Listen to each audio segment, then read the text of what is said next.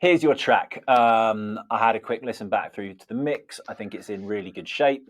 Ready to master, which is great. So we basically just need to check that this project is optimized for mastering, which is a very simple term for making sure we haven't got anything on it that we don't want to export with the mix. Yeah.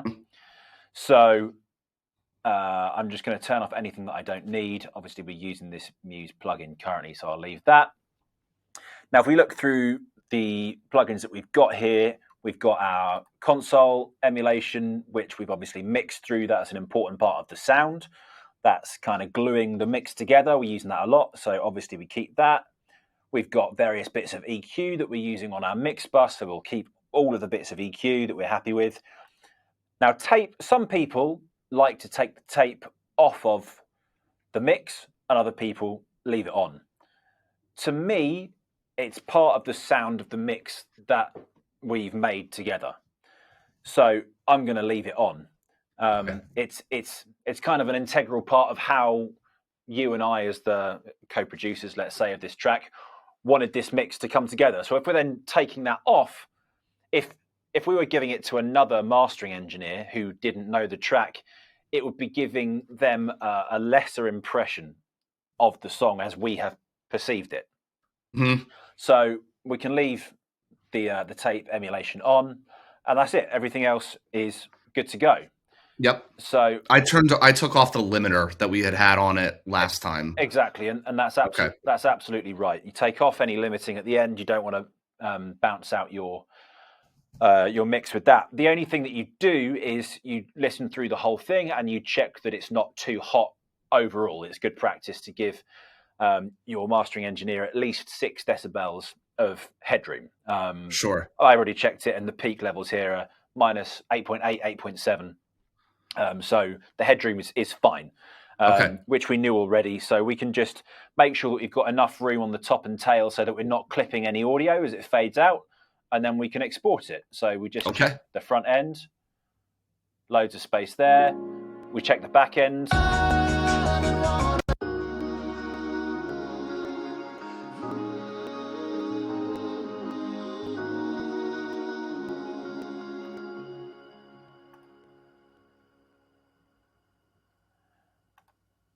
Could be fun and games with CPU issues.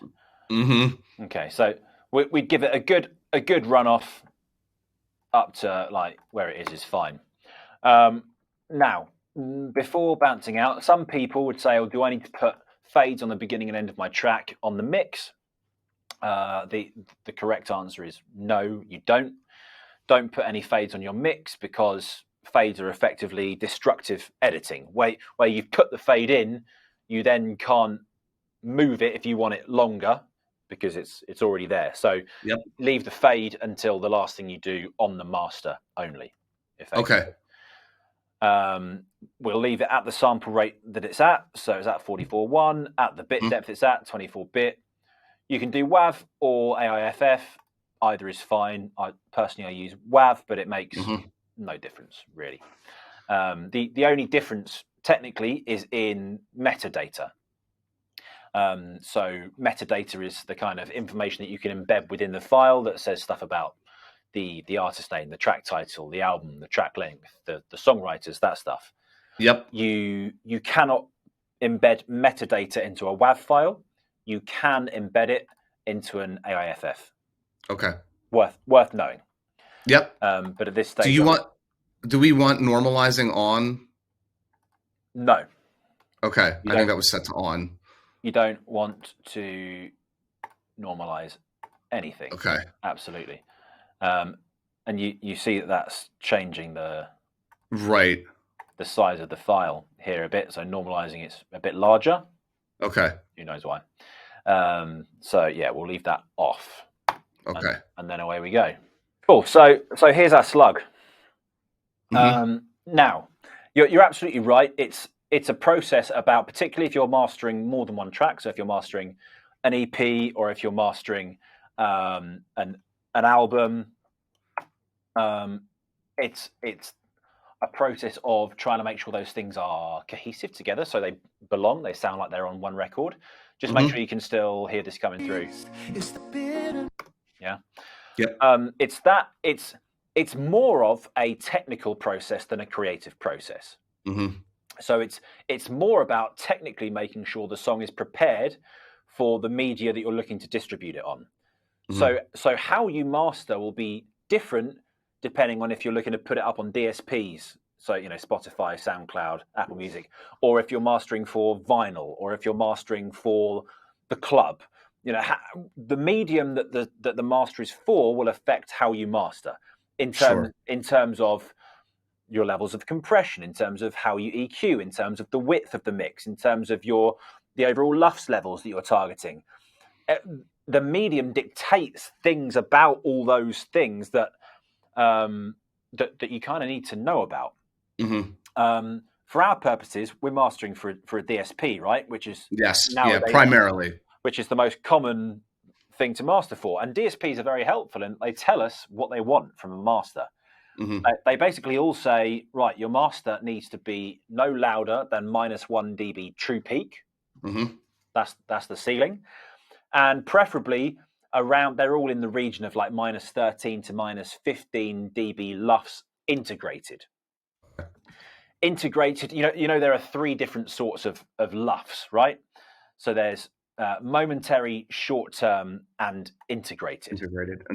Momentary is just how loud it is at that exact moment in time. Short-term is over the space of a couple of seconds, and integrated is over the length of the whole period of what you play through it. So that's what streaming platforms care about, is the integrated LUFS. So you play your song from beginning to end, and how loud is it across the course of the whole thing. So the only way you can actually work out what the integrated LUFS are is to play the whole track through and let whatever you're using measure it. That's the only way. There are also programs that will say, yeah, the integrated LUFS is this, just by analyzing the digital file, which we can do as well after the fact.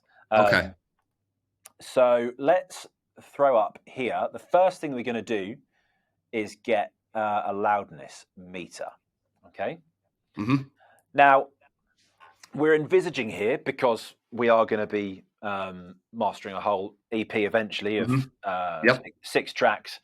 We're envisaging that we're doing multiple tracks here. So if we imagine, this is track 1 and we've got 4 or 5 other songs, we need to make sure that we have a benchmark for the loudness of our mixes overall. We want to try and make sure the songs are relatively in the same ballpark to begin with, right? So how we do that is by knowing 2 things. One, the true peak, or the peak level of the track, which I already told you before was like -8.8, 8.7. The other is how loud it is at its loudest moment, right? So the loudest moment is more or less here. Right. Yeah. You can tell that from 2 things. The overall kind of height of the peaks, so the loudest amplitude, what is physically the highest peak, but also the density of the waveform. Yeah. Okay. So just by looking, we know that is probably our loudest section. It might be here, maybe, but so what I'm going to do is just chuck on this loudness meter, and I want to look for the short-term loudness. So what is the loudest moment in this section, right? And that's all we're looking for.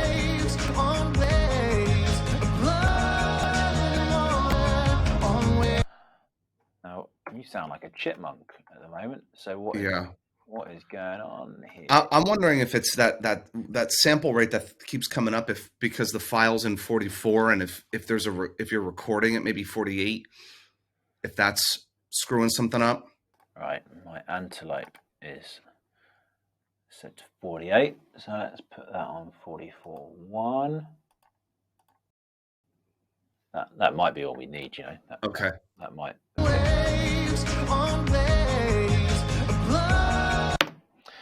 That's better.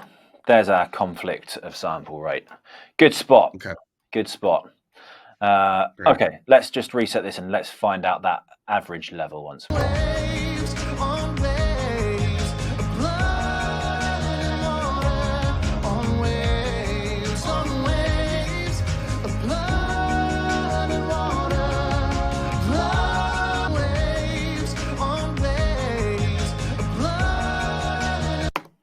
So we're at like minus 20, there or thereabouts, minus 20 roughly, yeah? So what I would do, just so that I don't forget that, is I would just open up the notes on my track, which I now can't see, track notes, and I would just make a note that that's more or less where I am. So when I pull in another track and I listen to the loudest section, it might be more or less than that. If it's 1 dB louder, I'm going to turn the whole channel down by 1 dB. Okay. If it's 1 dB quieter, I'm going to turn it all up by 1 dB. Okay. Yeah. Bearing in mind, obviously, that I also don't want to clip, right? I don't want to clip the channel. So I know that my loudest peak, I think it's probably this one here. So if we have a listen to this.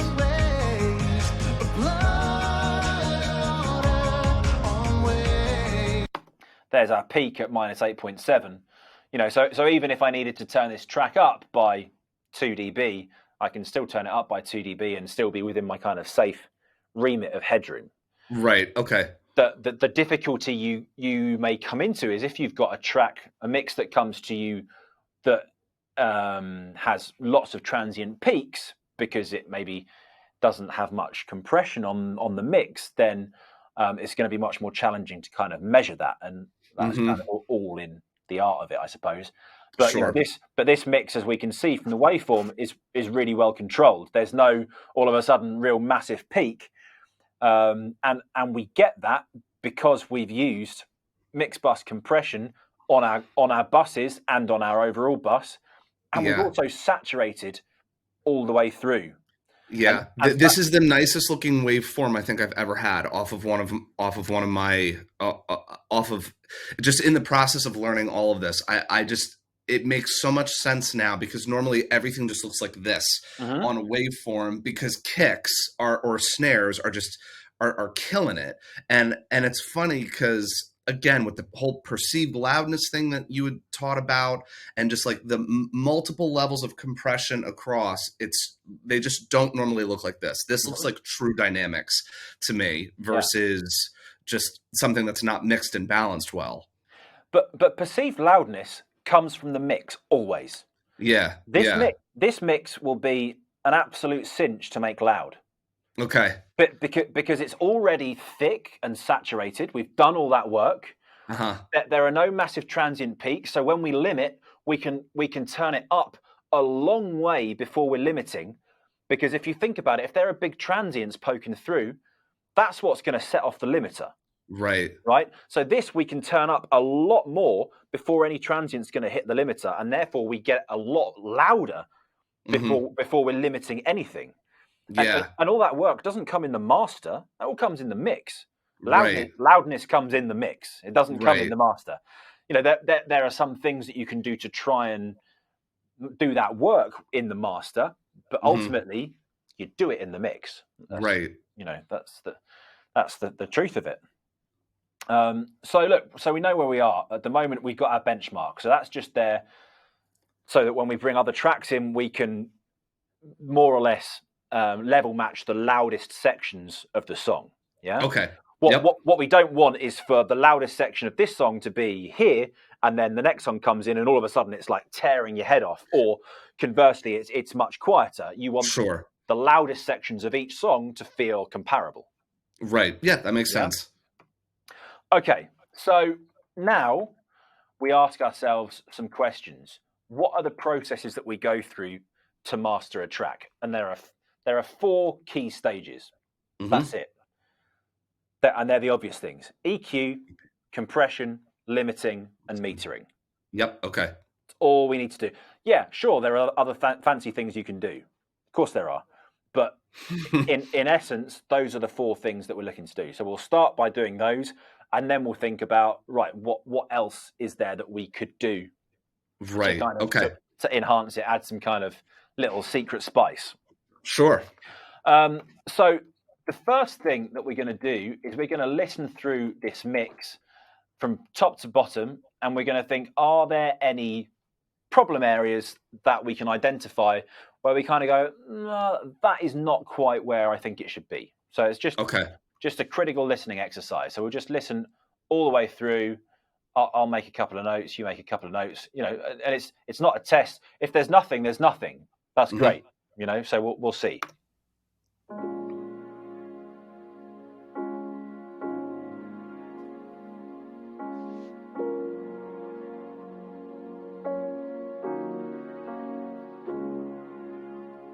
When all I taste is the bitterness of pride, it steals my breath away and chokes me up inside. My throat is closing, no voice left to make a sound. I find myself wandering before you face down.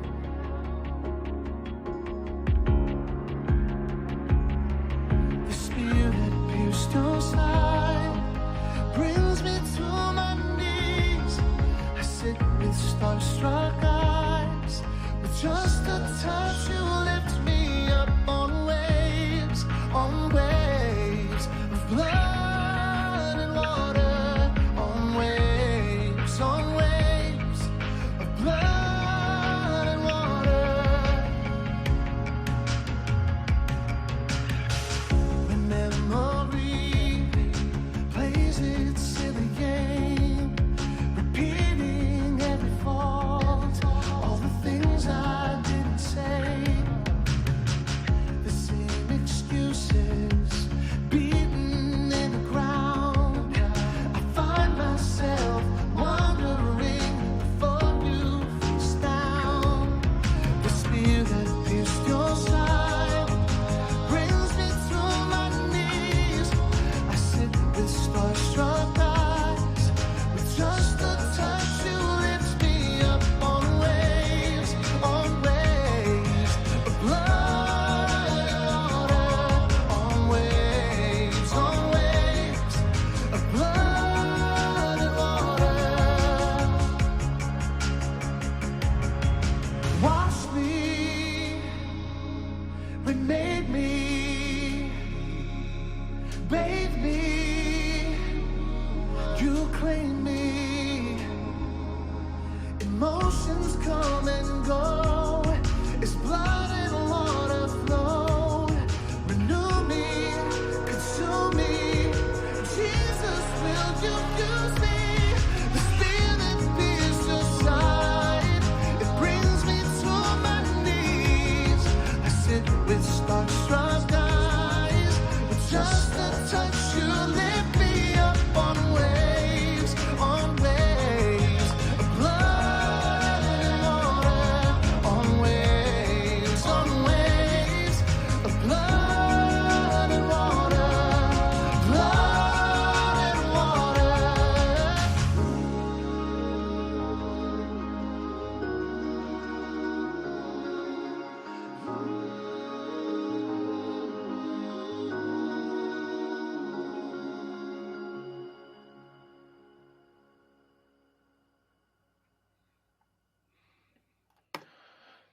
Cool.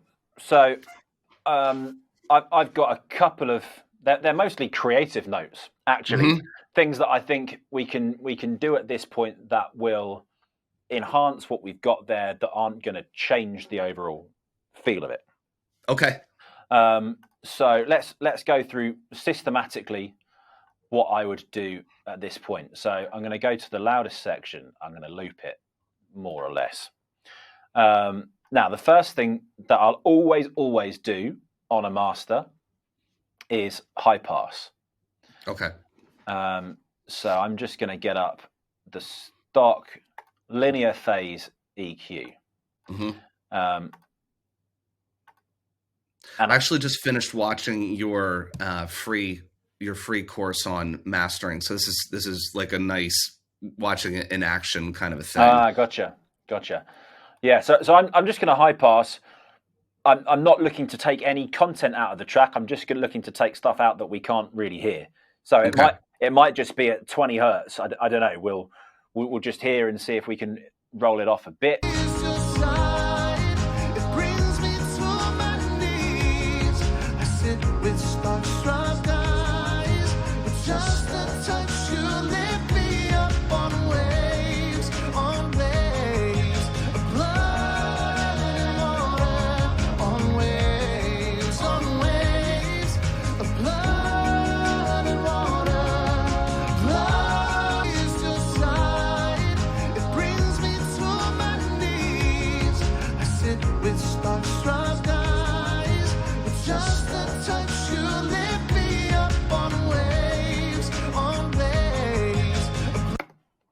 So at 30 hertz, it was just starting to take a little bit of weight out of the bottom end, which I didn't mind, but it was just doing a bit much.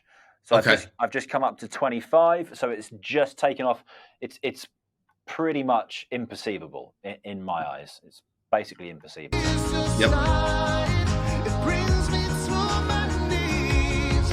I sit with starstruck eyes. It's just, you know, you're not going to notice that, but it's I don't hear a thing. But again, it's all about headroom, right? Everything that you can save in your frequency spectrum is going to buy you that headroom somewhere.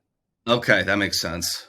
Okay, so then I would do something like, well, there are options, right? There are options. So you could do something like grab something like the Pro Q, and you can grab a band, and you could make it quite a narrow band. I don't want a shelf, I want a bell. So we can make it quite a narrow band, and then we could sweep it around, just listening for any kind of resonances. Okay. We'll do that. That's a method. We'll try that. What we could do is we could grab... Is that just like a subtractive method? Subtractive, exactly. Okay. What we could do is something that's really common these days is use something smart, right? So Gullfoss, for example, is a great tool. I love it on masters. I mean, it's got different options. It's got a master EQ, it's got something for live, and it's got something for your mix as well. You can use it on any source. And effectively, you just tell it to recover or tame stuff, right? Okay. So as I dial this in, you're probably not going to notice much. And then when I A-B it, you'll just go, huh. Okay. It's like a huh thing. It's like EQ moves that you could never possibly dial in yourself. They're all dynamic, and it's all AI stuff. It's all clever stuff under the hood. But in my eyes, it's part of the toolkit of a modern mastering engineer. When you're mastering something through a digital medium, why would you not use modern digital tools to help you get there? Mm-hmm. it brings me to my knees. I sit with starstruck eyes. With just a touch, you lift me up on waves, on waves of blood and water, on waves of blood and water. Love is your side. It brings me to my knees. I sit with starstruck eyes. With just a touch, you lift me up on waves of blood and water, on waves. And you made the huh face. Yeah, I did. I was like, oh boy, I don't know if I'm going to hear this. And then it's like, oh right, yeah, I hear it. Yeah. It's not subtle, but that's only doing a maximum of like 1.5 dB in any direction. It brings me to my knees. I sit with starstruck eyes. With just a touch, you lift me up on waves of blood and water, on waves. And in my notes here, you see how I've written air and shine and slight gargle and muddiness. This is pretty much addressed both those things for me. It certainly has. Yeah, it's like you sharpened a photograph. Exactly. It looks sharp right out of the camera, but then once you hit that sharpening filter on it, you go, oh wow, yeah, there's more detail. Yeah. And all I did was just dial in the recover. So recovery is basically it's looking for frequencies that it thinks should be there that aren't, and tame it's like looking for things there's a bit much of that it wants to pull back. I dialed in the amounts individually, and then I put them in at the levels, and then I've just basically pulled down the kind of the filter from the top, because for some reason it always seems to work excessively in the high end. Okay. So I basically pulled it down so it's not working above kind of 11.5K. Okay. That's what I figured you were doing. Okay. Exactly. And that to me straight away, that's making like a massive difference. Difference. Wow. So I'm leaving that on there. Okay. So now I'm going to have a little listen with my Pro Q3. I'm going to sweep a soloed band up and down. I'm not boosting anything. I'm just literally isolating frequencies and listening. And I'm listening for anything that I think is overly resonant at any point. That's all.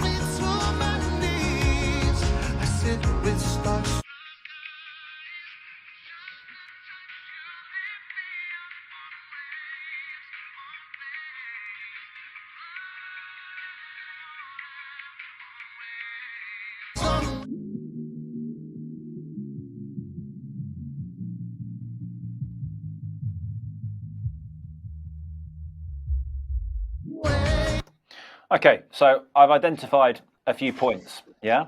Yep. So, again, we're mastering, right? We're not mixing, so we're going to do nothing aggressive, okay? Yep. I'm going to set the first band at the frequency I identified. I'm going to set the Q. I'm just going to boost so that I can see the Q. I'm going to set the Q relatively broad, right? Okay. I'm going to go at like 1 on the Q. And then I'm just going to allow this just to attenuate dynamically.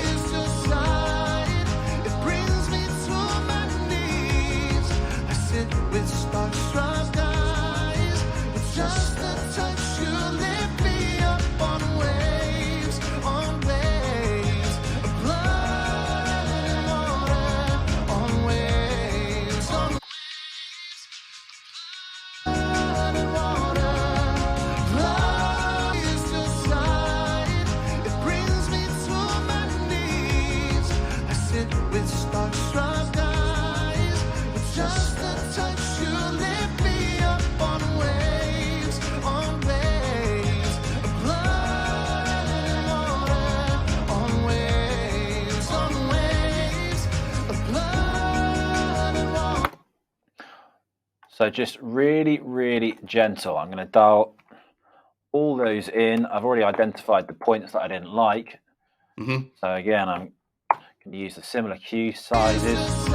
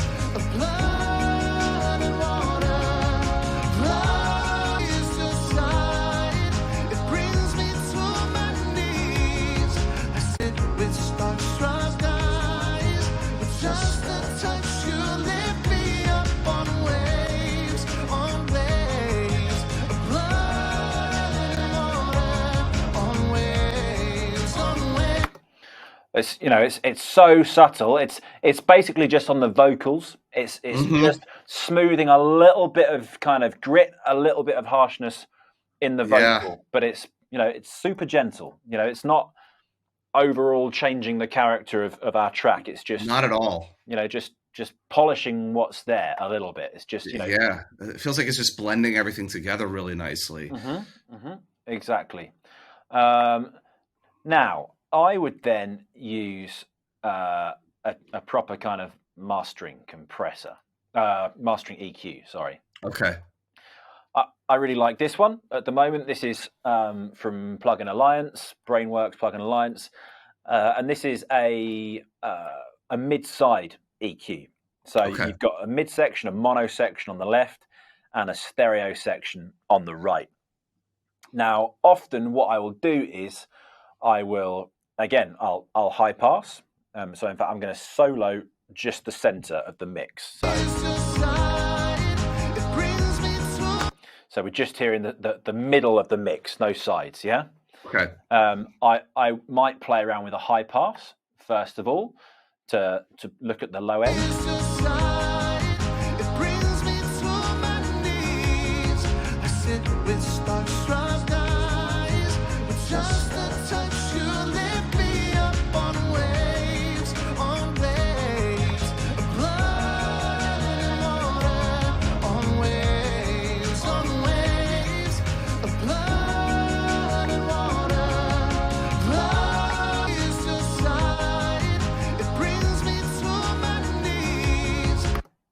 Yeah, it's doing nothing offensive. Then what I would generally do is boost in the low end the frequency of the key that we're in. So I don't know if you can remember what key it's D flat. We're in D flat. Okay. So I don't know what frequency D flat is, but that's okay because I can go to a keyboard here on my Pro Q and I can say, right, where's D flat? C sharp is right there. Right, 34 hertz. Okay, that's too low. Let me go up an octave. Okay, 69 hertz. I'm going to target that and I'm going to boost it a little bit. So I'm going to find a little shelf here. I'm going to put it at 69 hertz and I'm going to bump it just a little bit.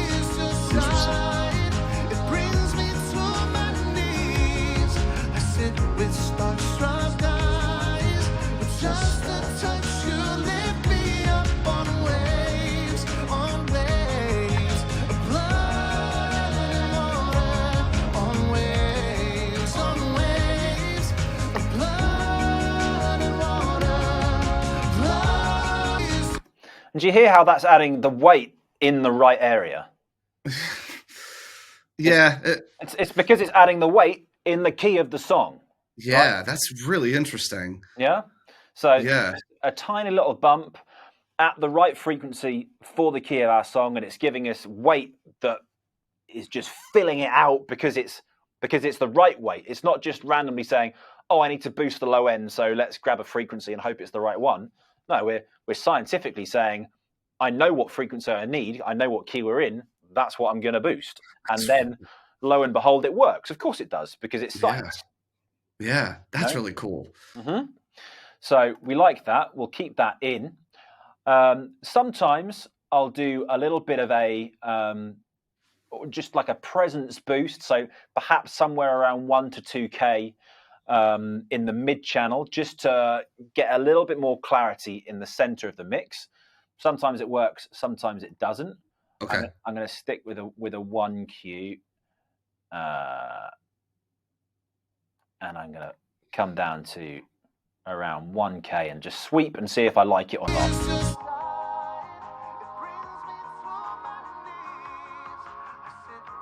I quite like that.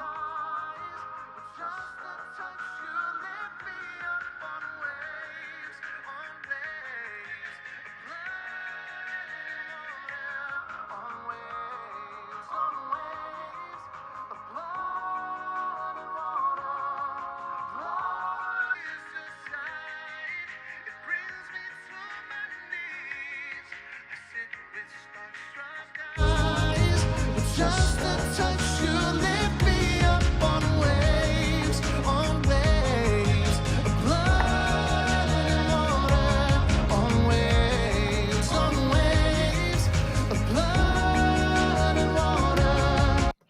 giving a little bit of air to the voice in the center, just a little bit. Mhm. And then I might low pass that mid channel just to try and get some of the higher frequency content out of the center of the mix a little bit. Okay. So I'm going to turn on the low pass here, and I'll keep it on the shallower slope. So here I'm using a 12 dB an octave slope. I'm going to leave it on the 6 dB an octave slope and just bring this down until I think it's doing a nice thing. It brings me to my knees. I sit with starstruck eyes. With just a touch, you lift me up on waves, of blood and water, on waves. What that I'm hearing that's doing is it's clearing out the reverb tails. Okay. So on the end of the phrases, particularly the BVs where you can hear the reverb tails, it's just kind of clearing that out of the way a bit. See if you can hear that. So I'll have it off so you can hear it. Okay. It brings me to my knees. I sit So listen to that knees particularly. It brings me to my knees. I sit with starstruck. Just slightly taken off that kind of real top end shine. Yeah. Which That's really interesting. It's subtle, but it's interesting. subtle. Because what we want is we want focus in the center, and we want space and shine and air out the sides. Yeah. So we're removing any clutter from the middle of our mix that's going to get in the way of that focus, which will put attention on it on the sides, and then we're going to enhance that attention with our EQ on the side channel in a moment. Okay. So we can take the solo off, so we're hearing everything. I'm going to use the mono maker down here just to check that I'm focusing the mix. So I'm going to make everything definitely below 100, maybe up to 120 in mono. It brings me to my knees. I sit with starstruck eyes. With just a touch, you lift me up on waves, of blood and water, on waves, of blood and water. Love is your side. It brings me to my knees. I sit with starstruck. Very gentle, very gentle. Okay, so we're going to go to the stereo section. We'll solo this out. I'm going to high pass now, much higher.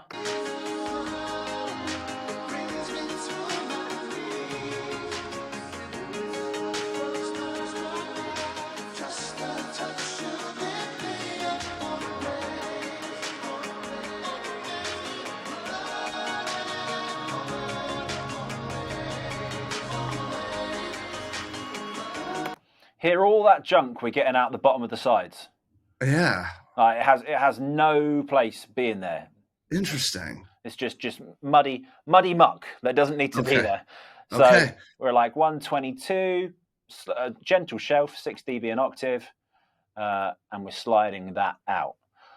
Then I'm going to grab a shelf, and I'm going to add in some air to the sides of the mix. Now I normally hedge for around like 7.4. That's kind of my favorite number.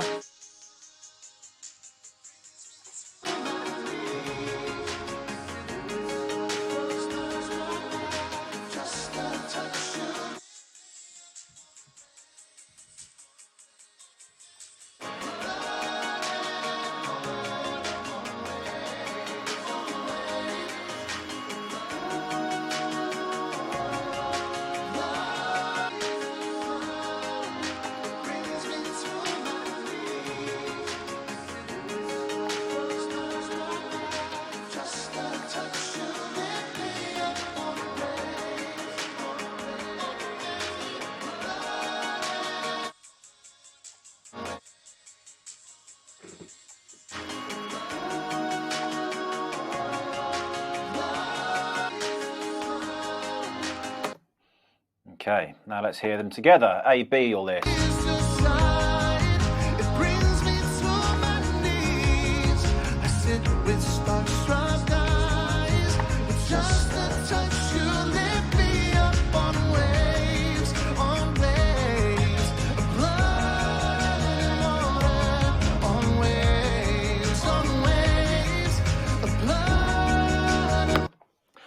To me, it just sounds clearer. Mm-hmm. It's like you don't listen to it and go, "Oh, they've done this thing."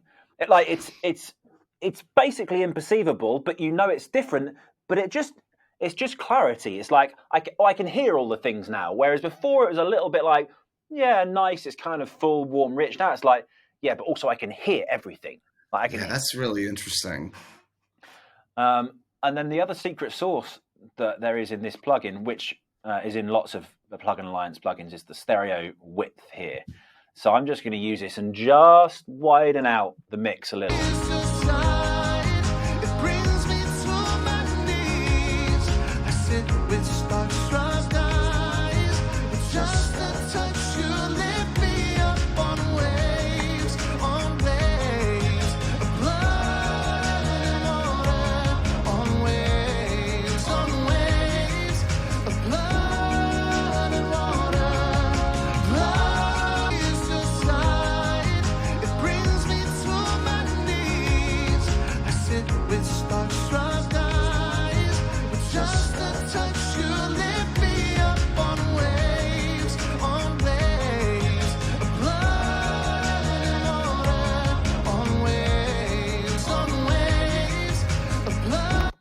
And as I was pushing too far, it was kind of making a bit too much of the reverb in the sides, which is why I backed it back down to a level that I thought was more tasteful. So it's just giving us a little more spread. Cool. I'm done EQing. I'm happy. So let's A/B our EQing, right? Okay. This is where we were before.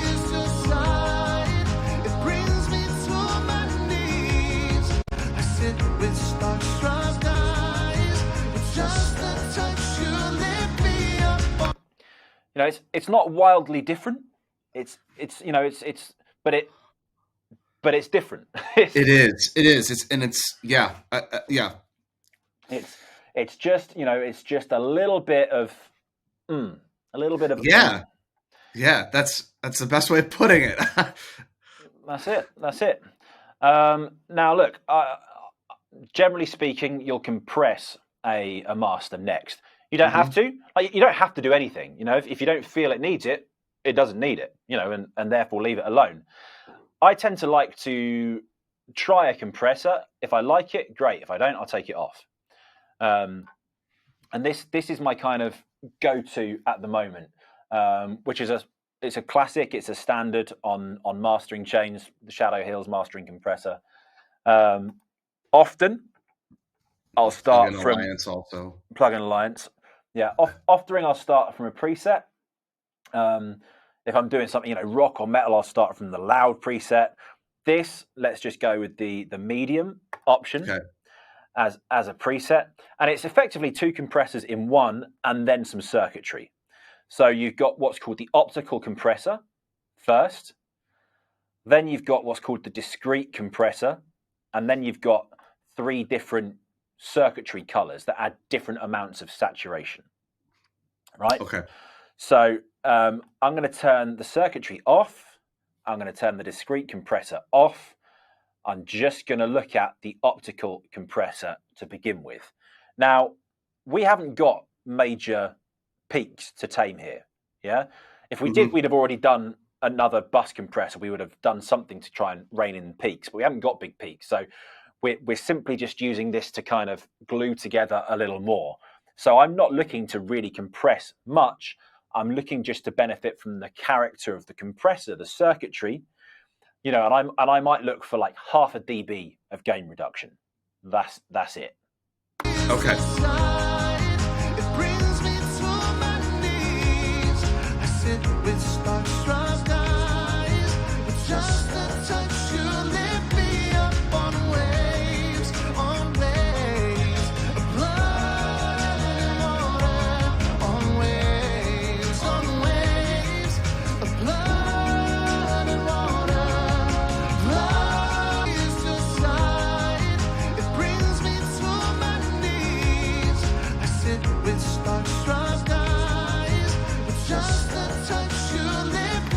Now I've put this compressor in mid-side mode.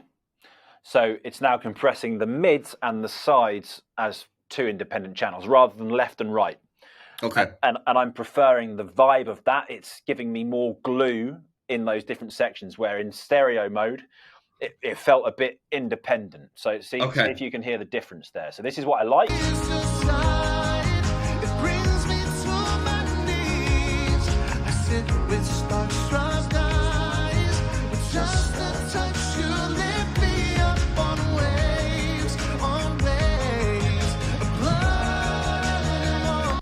The mid side to me just feels a bit tighter. Okay, I can't hear it at all, but I trust you on that. Cool. Cool. Okay. So look, I like that. I'm going to have a listen with the discrete as well. So I'm going to bring that in.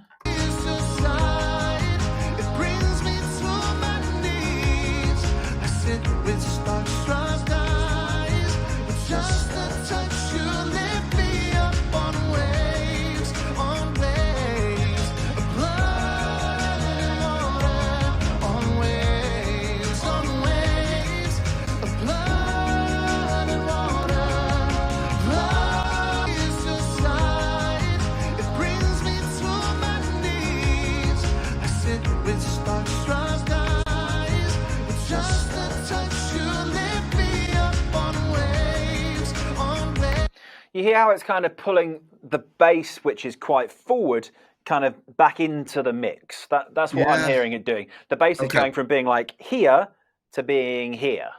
Okay, cool. Yeah. Right there.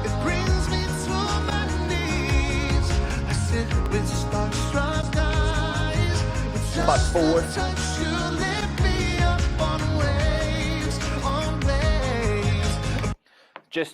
Just pulling it back in so it's all kind of round and together. Yeah.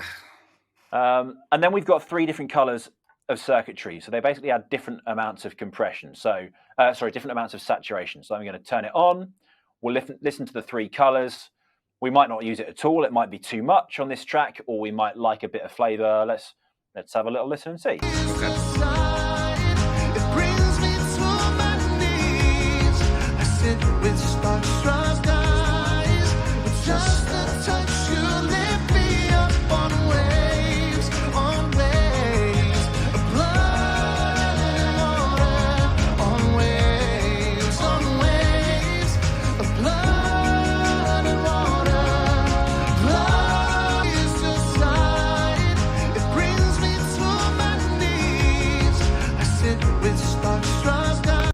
To me, I like this middle one, the iron. I didn't like the nickel at all. It was way too. Obviously, it's much louder, which is fine. You know, we're looking for loudness ultimately. We've got plenty of headroom, so if we get a little bit louder, that's okay. No big deal. I mean, you know, we can gain stage if we're really bothered about it, and you know, sure, you know, we should be.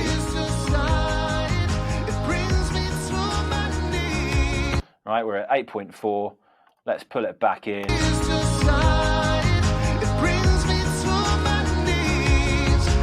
So to me, that's that's looking really nice. I like that. So I'm gonna leave that. In fact, I'm gonna put that back in as was.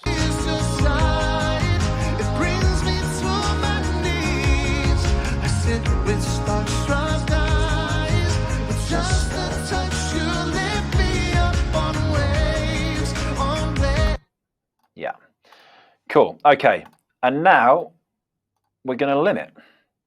Now you can use whatever limiter you like. You know, there are classics. I'll pretty much always use FabFilters Pro L2. You've got limiters from Oxford. You know, you can use waves. You can use whatever you want. But effectively, we're just going to bring this up to a loudness level. So you might want to turn your headphones down. Yep. With starstruck eyes, with just a touch you lift me up on waves, blood and water, on waves, blood and water, love is your side, it brings me to my knees,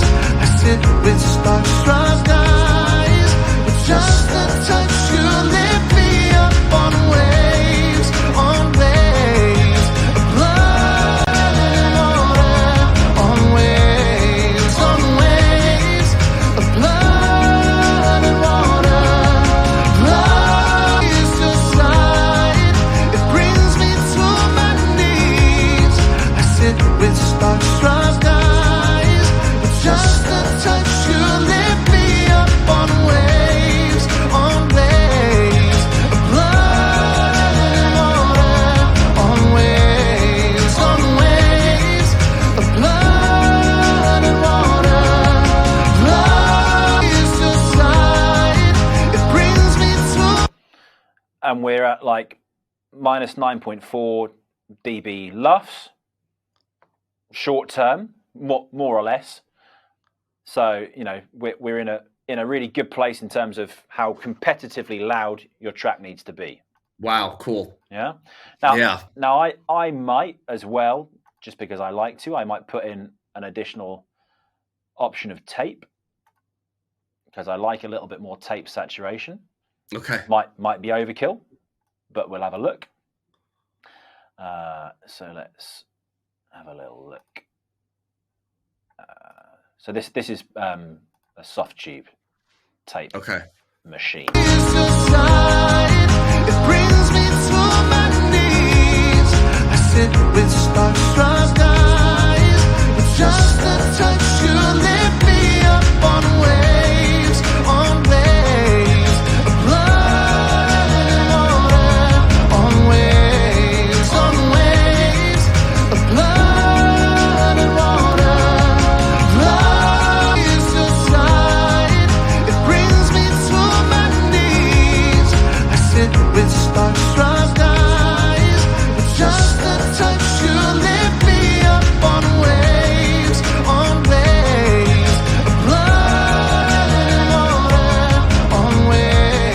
On waves of blood and water.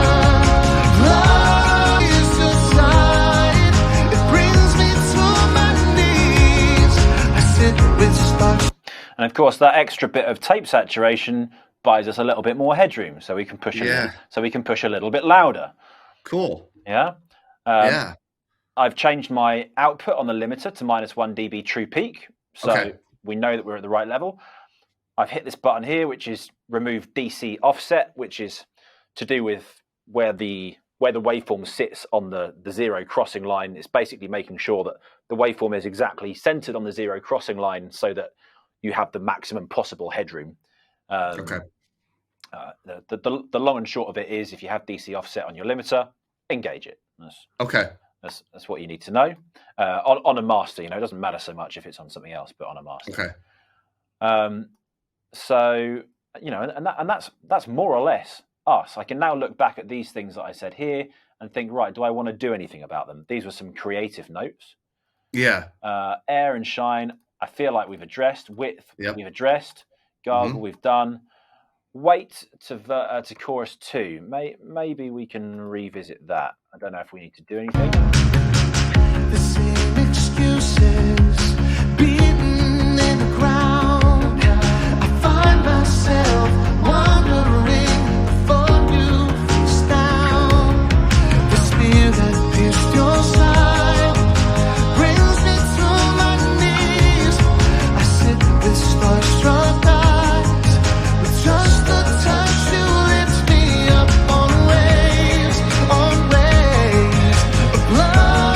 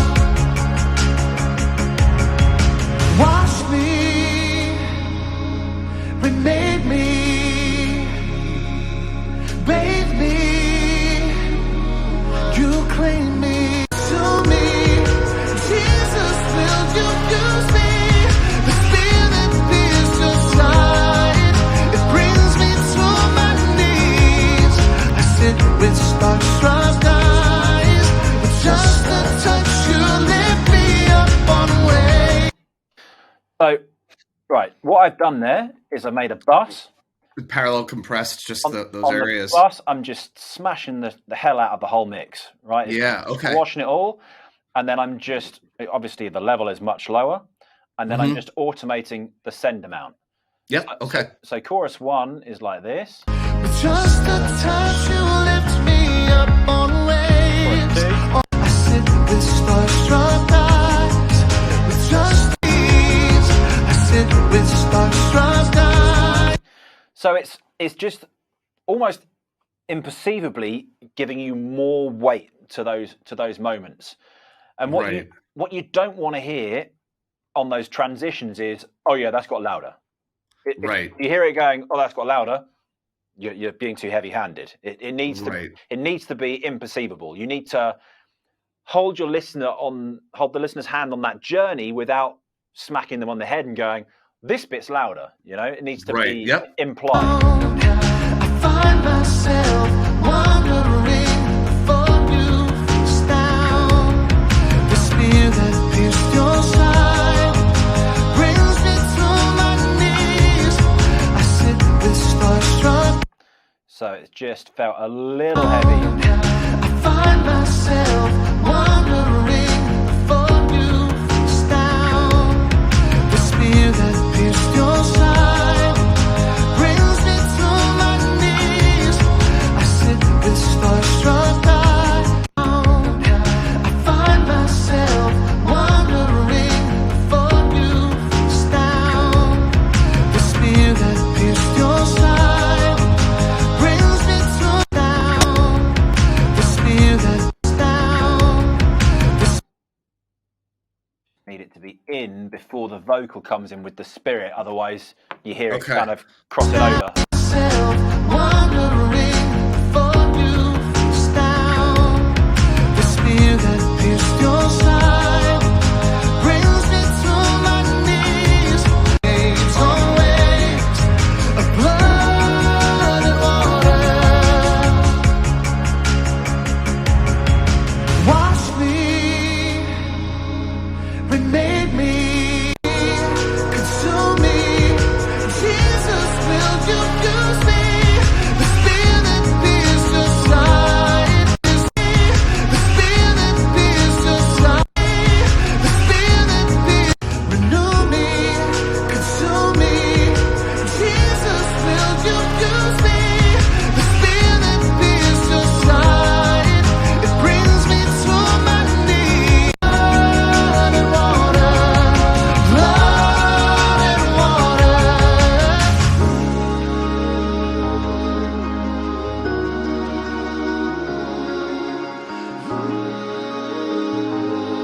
Cool. And then I don't mind it hanging around. Yeah. Maybe we'll just fade it at the end here to enhance the fade.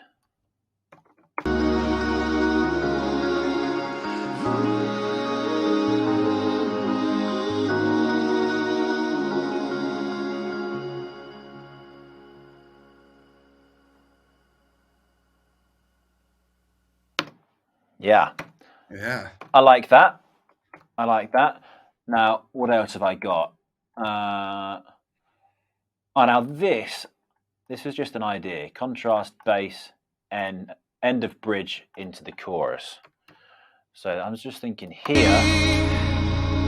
Remade me. Emotions come and go. It's blood and water flow.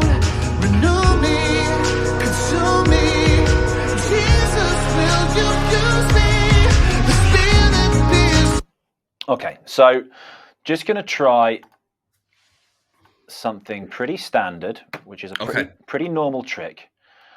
What I want to do is grab the filter of the high pass, low cut frequency. Yeah. Now I want to roll it up a little bit so that it then has weight when it comes back in. That's the premise. We don't want to do it so much that it's super perceivable, but maybe even if we come up to like 35. Emotions come and go. It's blood and water flow. Renew me, consume me. Jesus, will you use me?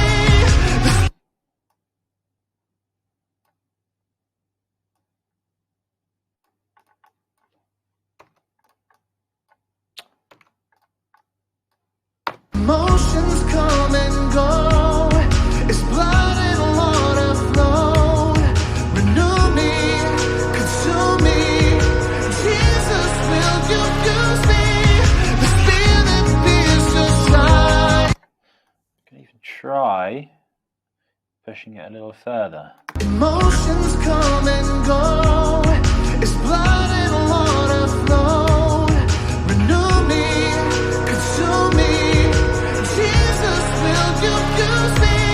The spirit feels just right. It brings me to my knees. What do you think of that? Sure. It's Sure. It just kind of tightens it, and then it. Mm-hmm. And if you're feeling really fancy, you can do the same with the opposite end of the spectrum. You could do the same from the top down. I'm not going to bother. I don't think. But you can do this kind of shrinking thing. Sure. So that when it then comes back in, it's like a real opening out kind of feeling. I think a lot of the decisions that you had made in the mixing did a lot of that already. So I don't particularly think it needs any more of that. I think it's a pretty strong tightening and then opening on that last chorus. Nice. Okay. So the only other thing that I thought was maybe washing out. Reverb. Yeah.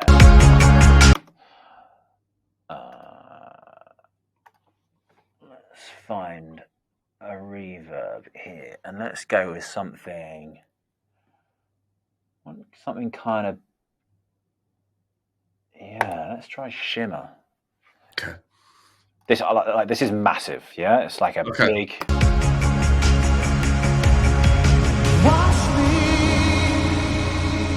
remade me, bathe me, you claim me, emotions come.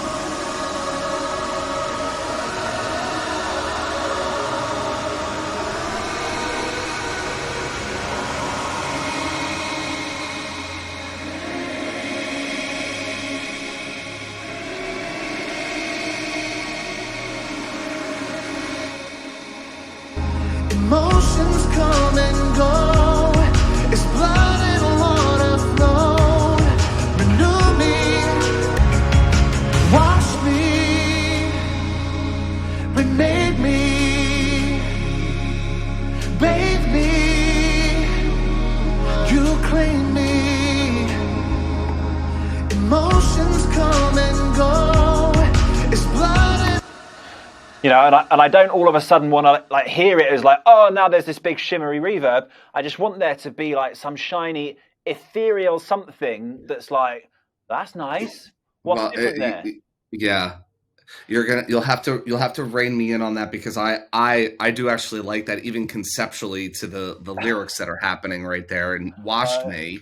I thought you might. I thought you yeah. might. Yeah. Well, I'm a sucker for reverb, so you're gonna have to. Yeah. You will have to kind of pull me back a little bit. But I what have to we'll remember do is, less is more. Less is more. less is more, exactly. But what we'll do is as well, we'll also sidechain that to the incoming signal. Okay.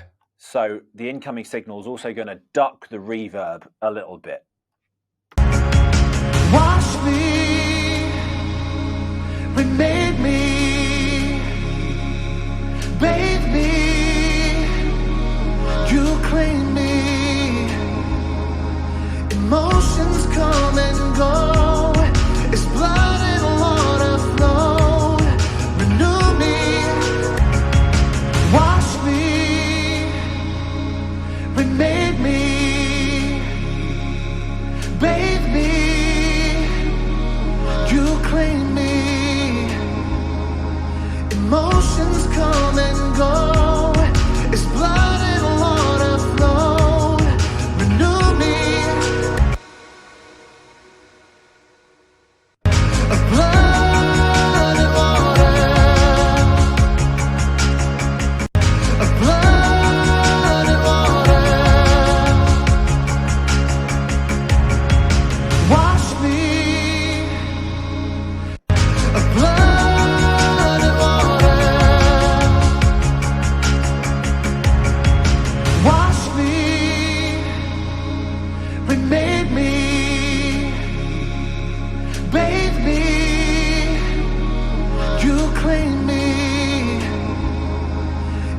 Emotions come and go. It's blood and water flow. Renew me, consume me. Jesus, will you use me? The spirit pierces your side.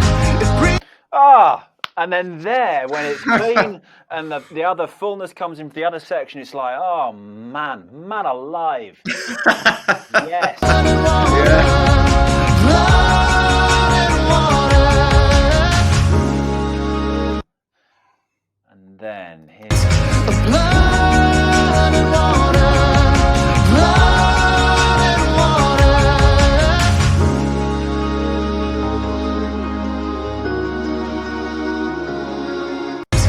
Blood and water.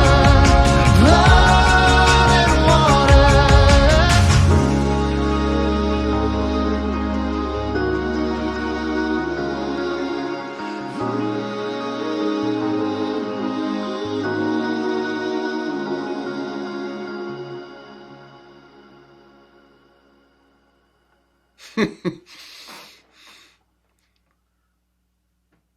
Yeah.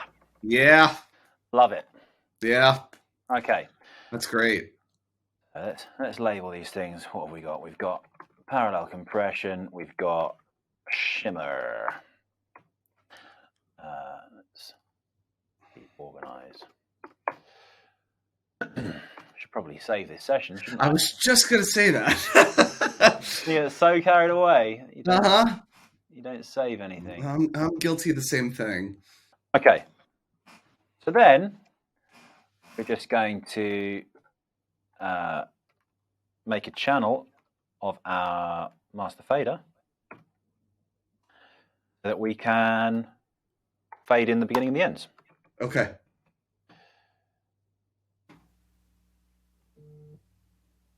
So this is our start point right here. Mhm. We want to give ourselves not very much at all. You know, and you judge it just by ear. Like, does it feel enough? Yes. Mhm. You know, that's the amount of time I expect at the beginning of a track. It's not going to go play and you know, Yeah, just right. like a very short. Yep. Yeah. Perfect. The tail is the more tricky bit. Sure. There's a part, there's the one arpeggiator is still going like doom doom doom doom doom doom Mhm. in it. That I'd like to kind of maintain if at all possible. Yeah. So the method is very simple, right? You listen until the point where the track is basically out, and then you count to 5.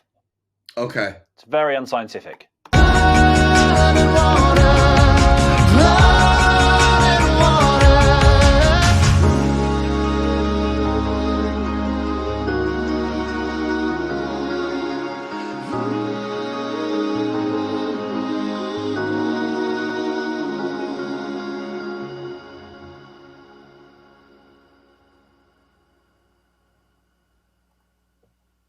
Yeah.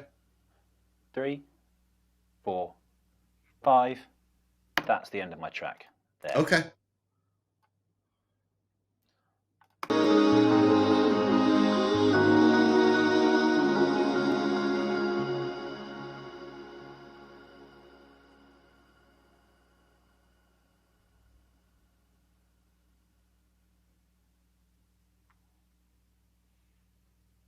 Next song at that point. Wow.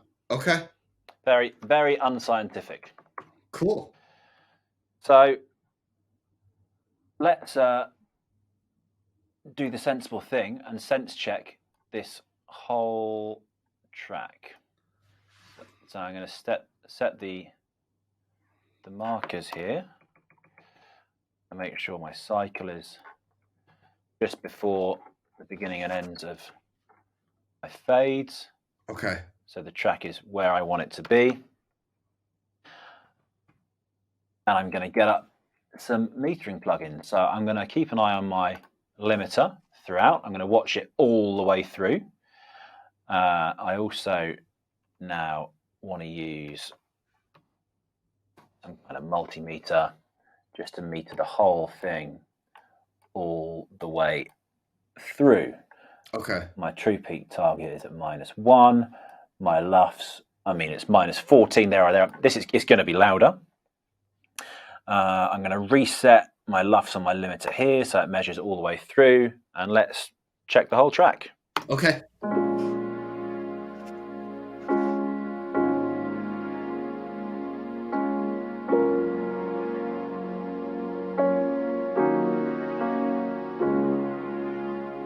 When all I taste is the bitterness of pride, it steals my breath away and chokes me up inside. My throat is closing, no voice left to make a sound. I find myself wandering before you face down.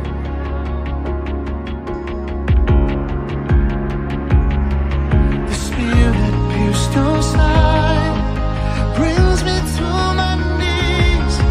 I sit with starstruck eyes, with just a touch you lift me up on waves of blood and water, on waves of blood and water.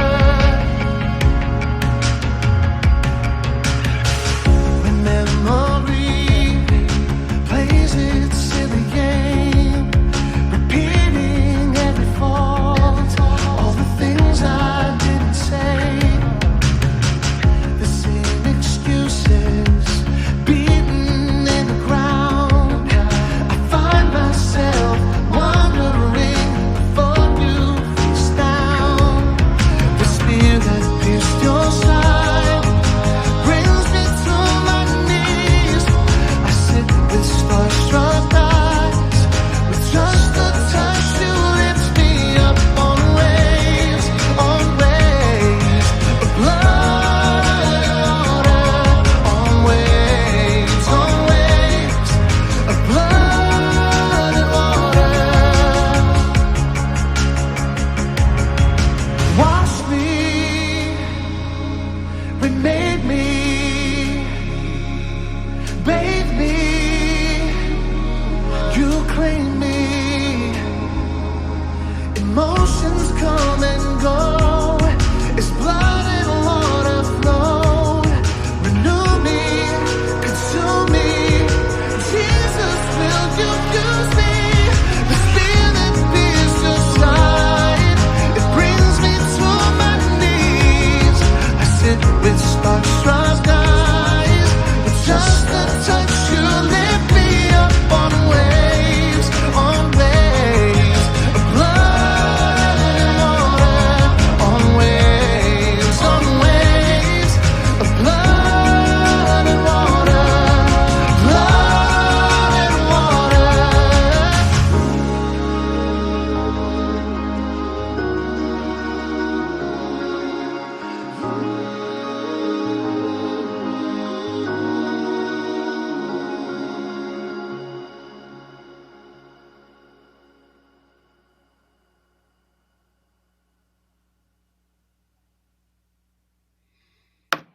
What do you reckon? Wow, Sam. It's good, isn't it? Yeah, it's real good. I just was like sitting here thinking. I was not paying attention to anything. I was just listening to it as a song at this point, and it's just funny because just through, and you know this, through all the writing, all the rewriting, all the producing, just the amount of hours, the amount of times you listen to one song to get to this phase. You got to really love it in order to still be here and still enjoy it. And that's so cool. It's so cool. I wish I had better words to describe what that feels like. No, it's that moment. You'll never get that moment, that feeling again in time, where everything that you had in your head comes out, and it's like, that's how I wanted it to sound. Like, right. It's that subconscious thing pouring out. And, yeah. And if we look at the technical things of this for a moment, like the biggest limiting peak in the whole song, of which there was one, was -3.2 dB. Right? In the verses, it's not limiting at all. Okay. Like in the verses, this limiter is doing nothing. Yeah. Mm-hmm. So all the dynamic that we have in the mix is retained. Yeah. In the choruses, it's only limiting the peaks. So our meters are still dancing. It's not hit hard. It's not slammed. So the mix stays dynamic. Yeah. Yet our integrated LUFS for the whole track is minus 12.6. Like short term, the integrated LUFS. If we go to like that last chorus. It brings me to my knees. I sit with starstruck eyes. With just a touch, you lift me up on waves. Like minus 10 there or thereabouts. So it's loud, right? Mm-hmm. But because it's not loud all the way through, the bits that are louder will sound louder. Mm-hmm. Because if you've got a song that's just loud all the way through, there's no dynamic range. But when you've got something that's got some real quiet bits to contrast, when you get to the loud bit, it's like, whoa, yeah. Right. You know, weight and strength, you know, so. Yeah. But what I love about it though is at no point did I feel, at one point I just turned it up just because I like it loud, but I turned it up just a smidge, and other than that, I wouldn't have had to have touched volume at all because the dynamics like are there. So when it's quiet, I still can hear everything. It's still very clear. It's still powerful. And then when those choruses come in, I don't need to turn it down, but it's just a treat to listen to. Mm-hmm.